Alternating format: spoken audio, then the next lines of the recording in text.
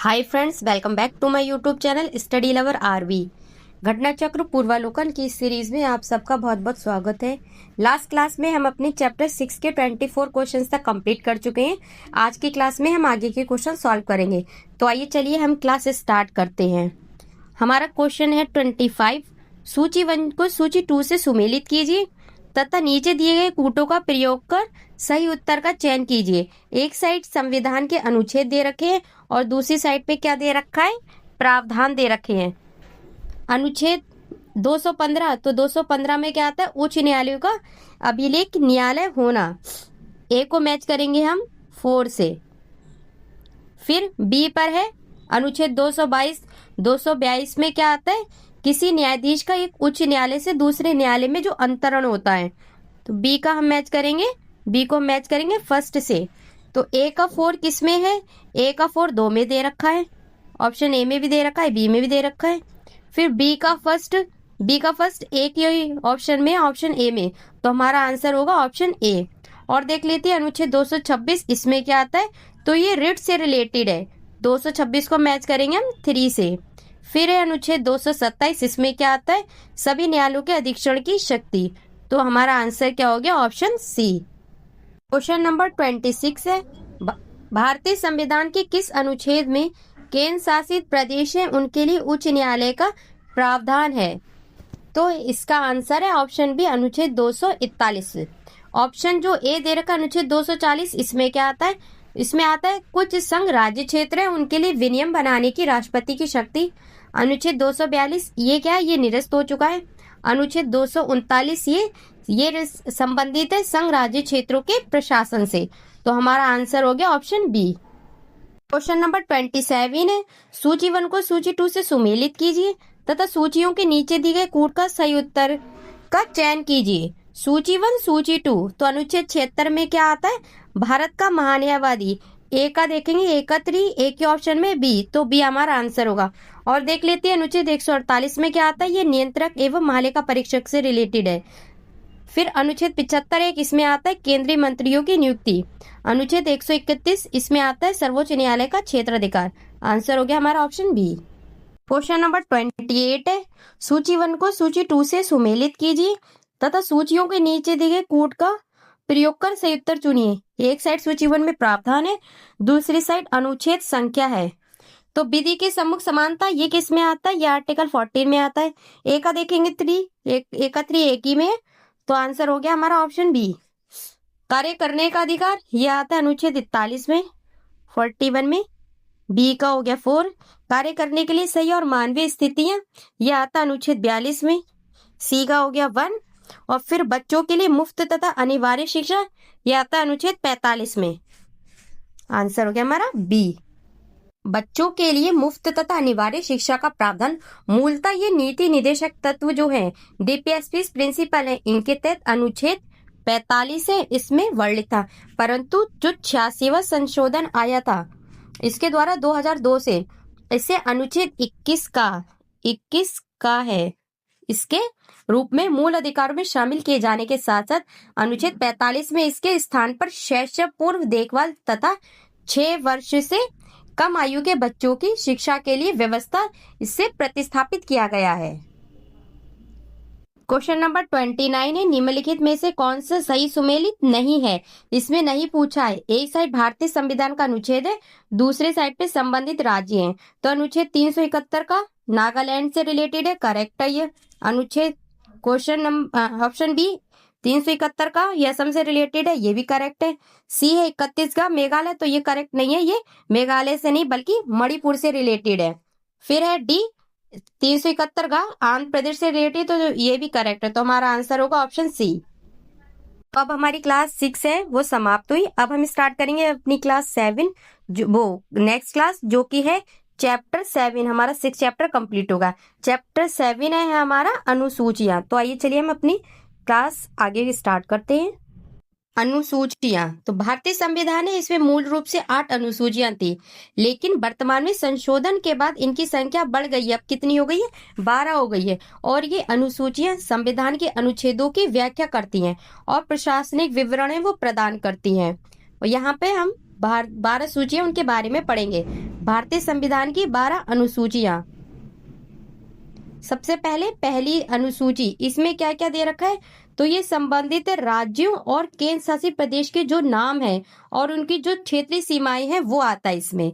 दूसरी अनुसूची में क्या आता है, तो राष्ट्रपति, राज्यपाल, लोकसभा अध्यक्ष, न्यायाधीश आदि हैं, इन सबके वेतन और भत्ते, जितने भी पैसे से रिलेटेड बात है, इनके वेतन भत्ते से रिलेटेड बात है, वो सब दूसरी अनुसूची में आता है। तीसरी अनुसूची में क्या आता है, मंत्रियों, विधायकों और न्यायाधीश है, उनके द्वारा ली जाने वाली जो भी शपथ है उसका प्रारूप आता है तीसरी अनुसूची में। फोर्थ में क्या आता है, तो फोर्थ में आता है राज्यों और केंद्र शासित प्रदेश है, उनके लिए राज्यसभा में सीटों का आवंटन, ये आता है चौथी अनुसूची में। पांचवी अनुसूची है अनुसूचित क्षेत्रों और अनुसूचित जो भी जनजाति हैं उनका प्रशासन और जो नियंत्रण होता है उसके प्रावधान सब पांचवी अनुसूची में दे रखे हैं। छठी अनुसूची, तो इसमें क्या आता है, असम, मेघालय, त्रिपुरा, मिजोरम, इन राज्यों के लिए जनजातीय क्षेत्रों का प्रशासन। इसको हम ट्रिक से याद कर सकते हैं, जो भी पूर्वी राज्य हैं उनमें से मणिपुर इसमें इंक्लूड नहीं है।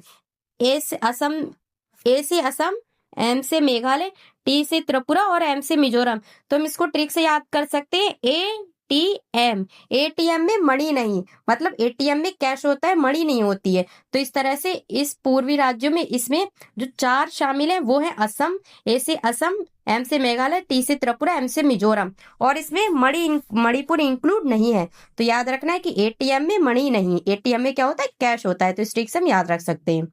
फिर 7वीं अनुसूची में क्या आता है, केंद्र और राज्यों के बीच शक्तियों का विभाजन। ये कितने, इसमें 3 सूचियां दे रखी हैं, एक है संघ सूची, एक है राज्य सूची आती है इसमें, और एक इसके अंदर आती है समवर्ती सूची। फिर 8वीं अनुसूची, इसमें क्या दे रखा है, संविधान द्वारा मान्यता प्राप्त इसमें 22 भाषाएं। 9वीं अनुसूची, इसमें क्या है, भू सुधार और जमींदारी प्रथाएं, इसके उन्मूलन से संबंधित अधिनियम, न्यायिक समीक्षा से इसको सुरक्षा है। 10वीं, दल बदल के आधार पर संसद और विधानसभा सदस्यों की अयोग्यता के प्रावधान। 11वीं अनुसूची में क्या है, पंचायती राज की शक्तियां और जिम्मेदारियां, इसमें कितने विषय हैं, टोटल 29 विषय थे। 12वीं, नगर पालिकाओं की शक्तियां और जिम्मेदारियां, इसमें कितने विषय दे रखे हैं, 18। अब हम देखेंगे याद रखने के कुछ महत्वपूर्ण बिंदु। तो सबसे पहले हम देखेंगे 9वीं अनुसूची, इसे प्रथम संविधान संशोधन 1951 है, इसके द्वारा इसको जोड़ा गया था। फिर है 10वीं अनुसूची, इसमें क्या है, तो इसे 52वें संविधान संशोधन है 1985, इसके द्वारा दल बदल विरोधी कानून है, इसके रूप में इसको जोड़ा गया। फिर आता है 11वीं और 12वीं अनुसूची, इन्हें क्रमशः 11वीं को 73वां संशोधन और 12वीं को 74वें संविधान संशोधन 1992 द्वारा ग्रामीण और जो शहरी स्थानीय निकाय हैं इनको सशक्त बनाने के लिए जोड़ा गया। तो अब हमने जितने भी फैक्ट्स थे उनको कंप्लीट कर लिया है। अब हम देखेंगे इनसे रिलेटेड जितने भी क्वेश्चंस हैं। क्वेश्चन नंबर 30 है हमारा, भारतीय संविधान में कुल अनुसूचियां हैं, तो इसका आंसर है ऑप्शन ए 12 अनुसूचियां। और मूलतः कितनी थी, हमें याद रखना, मूलतः थी 8 और बाद में 9, 10, 11वीं, 12वीं इन अनुसूचियों को संविधान में शामिल किया गया संशोधन के द्वारा। क्वेश्चन नंबर 31 भारतीय संविधान में है, तो इसका आंसर है ऑप्शन बी 12 अनुसूचियां। क्वेश्चन नंबर 32 निम्नलिखित कथनों पर विचार कीजिए, भारत के संविधान में 20 भाग है, तो गलत है, 22 भाग है। भारत के संविधान में कुल 300 अनुच्छेद है, तो गलत है, 395 अनुच्छेद है। थर्ड है, भारत के संविधान में 9वीं, 10वीं, 11वीं और 12वीं अनुसूचियों को संविधान संशोधन अधिनियम द्वारा जोड़ा गया, तो ये करेक्ट है। तो हमारा आंसर होगा सी, केवल 3 सही है। क्वेश्चन नंबर 33 है, भारतीय संविधान की निम्न दी गई अनुसूचियों में से कौन सी एक राज्यों के नामों की सूची तथा उनके राज्यों का ब्यौरा देती है, तो इसका आंसर है ऑप्शन ए पहली अनुसूची। ये राज्यों, संघ राज्य क्षेत्रों के नाम एवं उनके राज्य क्षेत्र विस्तार के ब्यौरा देती है। दूसरी अनुसूची में क्या आता है, संवैधानिक प्राधिकारियों के वेतन के बारे में उपबंध आता है। तीसरी अनुसूची ये शपथ का प्रारूप आता है इसमें, और चौथी में राज्यसभा में स्थानों का आवंटन। तो हमारा आंसर होगा ऑप्शन ए। क्वेश्चन नंबर 34 है, यदि भारत संघ के एक नए राज्य का सृजन करना हो तो संविधान की निम्नलिखित अनुसूचियों में से किसी एक को अवश्य संशोधित किया जाना है, तो इसका आंसर है ऑप्शन ए। यह याद रखना है, जब नए राज्य के सृजन से रिलेटेड क्वेश्चन आए तो हमारा आंसर होगा पहली अनुसूची। क्वेश्चन नंबर 35 है, भारत के संविधान की चौथी अनुसूची विवेचित करती है, तो इसका आंसर है ऑप्शन ए, राज्यसभा में स्थानों के आवंटन को, चौथी अनुसूची से रिलेटेड। क्वेश्चन नंबर 36 है, भारतीय संविधान की तृतीय अनुसूची में निम्न में से क्या उपबंधित है? फर्स्ट दे रखा है संघ के मंत्री के लिए पद की शपथ का प्रारूप, तो ये करेक्ट है। दूसरे में दे रखा है उच्चतम न्यायालय की मुख्य न्यायाधीश द्वारा ली जाने वाली शपथ का प्रारूप, तो ये भी करेक्ट है। थर्ड दे रखा है भारत के राष्ट्रपति के लिए पद की शपथ का प्रारूप, तो ये गलत है। भारत के राष्ट्रपति द्वारा शपथ या प्रतिज्ञान का प्रारूप संविधान के अनुच्छेद कितने में दे रखा है? 60 में दिया गया है, ना कि तृतीय अनुसूची में। फोर्थ है संसद के सदस्य द्वारा ली जाने वाली शपथ का प्रारूप, तो भी ये भी करेक्ट है। तो जिसमें 3 है ऑप्शन वो कट कर दो, ये भी कट, ये भी कट, ये भी कट, तो आंसर हमारा क्या हो गया? Option C. क्वेश्चन नंबर 37 है, सूची 1 को सूची 2 से सुमेलित कीजिए तथा सूचियों के नीचे दिए गए कूट से सही उत्तर का चयन कीजिए। तृतीय अनुसूची ये है, इसमें क्या था? शपथ या प्रतिज्ञान। ए का देखो 2, ए का 2 एक ही ऑप्शन में, डी में, तो हमारा आंसर हो गया डी। चतुर्थ अनुसूची ये राज्यसभा में स्थानों के आवंटन से, तो इसका हो गया बी का 1। फिर है 7वीं अनुसूची, तो 7वीं अनुसूची में क्या आता है? संसद और राज्य विधानमंडल। फिर 8वीं अनुसूची, इसमें रिलेटेड है भाषाएं, तो आंसर हो गया हमारा ऑप्शन डी। क्वेश्चन नंबर 38, सूची 1 को सूची 2 से सुमेलित कीजिए तथा सूचियों के नीचे दिए गए कूट से सही उत्तर चुनिए। चतुर्थ में क्या आता है? राज्यसभा में स्थानों का आवंटन। ए का हो गया 3, ए का 3 एक ही ऑप्शन में, ऑप्शन सी हमारा आंसर होगा। और देख लेते हैं षष्टम, ये जनजातीय क्षेत्र से रिलेटेड है। फिर है अष्टम, ये भाषाओं से रिलेटेड है। और 9वीं ये भूमि सुधार, आंसर हो गया ऑप्शन सी। क्वेश्चन नंबर 39, सूची 1 को सूची 2 से सुमेलित कीजिए। 7वीं अनुसूची ये किस में आता है? विधायी शक्तियों का वितरण। ए का 3 देखो 2 में है। फिर 8वीं अनुसूची ये तो भाषाओं से रिलेटेड है, तो बी का 1 भी 2 में दे रखा है। 9वीं अनुसूची ये कुछ अधिनियमों का विधि मान्यकरण। सी का 4 सी ऑप्शन में, तो ऑप्शन सी हमारा आंसर होगा। और 10वीं अनुसूची ये दल परिवर्तन के आधार पर निर्भरता। क्वेश्चन नंबर 40 है, सूची 1 को सूची 2 से सुमेलित कीजिए। तो 7वीं अनुसूची है, 7वीं अनुसूची किससे रिलेटेड होगी? हमारी विधायी शक्तियों का वितरण, तो इसमें होगा संघ, राज्य तथा समवर्ती सूची। 8वीं ए का देखते हैं पहले हम 3, ए का 3 2 में दे रखा है। 8वीं अनुसूची, तो 8वीं अनुसूची में आता भाषाएं। बी का 1 ये भी 2 में दे रखा है। 9वीं अनुसूची ये कुछ अधिनियमों का विधि मान्यकरण। सी का देखेंगे 4 तो ऑप्शन डी में है, तो हमारा आंसर होगा ऑप्शन डी। और 10वीं अनुसूची दल परिवर्तन के आधार पर निर्भरता, आंसर हो गया ऑप्शन डी। क्वेश्चन नंबर 41, निम्न युग्मों में से कौन सा युग्म संविधान की अनुसूची विषय सही सुमेलित नहीं पूछा है? ए, तीसरी अनुसूची शपथ या प्रतिज्ञान के प्रारूप है, तो ये करेक्ट है। बी, 10वीं अनुसूची ये दल परिवर्तन के आधार पर निर्भरता, ये भी करेक्ट है। फिर सी, 8वीं अनुसूची भाषाओं से रिलेटेड है, तो ये भी करेक्ट है।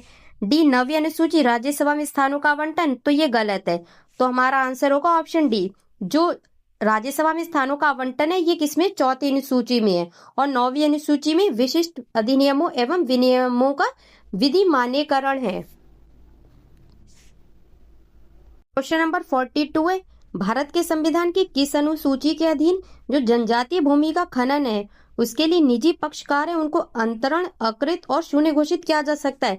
तो जहाँ पे जनजातीय भूमि की बात है वहां पे आंसर क्या होगा हमारा? 5वीं अनुसूची, तो आंसर है हमारा ऑप्शन बी।